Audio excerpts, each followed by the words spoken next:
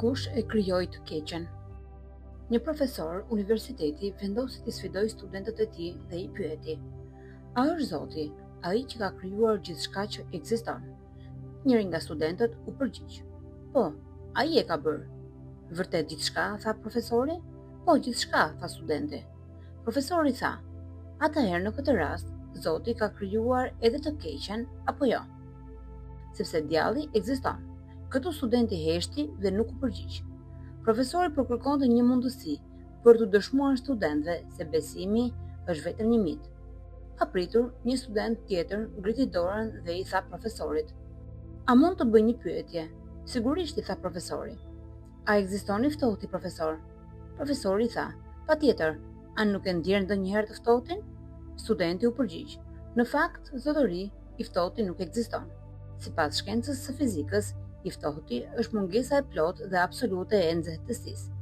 Elementet studiohen mbi bazën e aftësisë së tyre për të transmetuar energji, e cila gjeneron nxehtësi.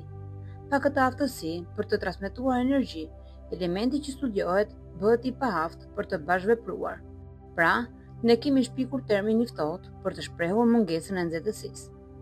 Studenti vazhdoi fjalën dhe tha: "Po errësira?" Profesori u përgjigj: "Ajo ekziston." Studenti tha: "Edhe një herë gaboheni, zotëri. Errësira është mungesa e plotë absolute e dritës. Ne mund ta studiojmë dritën dhe shkëlqimin, por nuk mund të studiojmë errësirën." Mushur Nikolas ka dëshmuar se drita zbërthehet në përbërësit e saj themelor sipas ndryshimit të gjatësisë së valve. Pra, errësira është një term që kemi krijuar për të shprehur mungesën e plotë të dritës. Së fundmi, studenti e pyeti: "Po e keqja, zotëri, a ekziston?" Profesori nuk u përgjigj. Atëherë studenti tha: "Zoti nuk e ka krijuar të keqen. E keqja është mungesa e Zotit në zemrat e njerëzve. Është mungesa e dashurisë, njerëzillëkut dhe besimit. Dashuria dhe besimi janë si nxehtësia dhe drita. Ato ekzistojnë, ndërsa mungesa e tyre çon drejt më të keqes." Profesori nuk pati rrugë tjetër veç se ta mbyllte ligjëratën dhe të pranonte humbjen përballë atij besimi të thellë.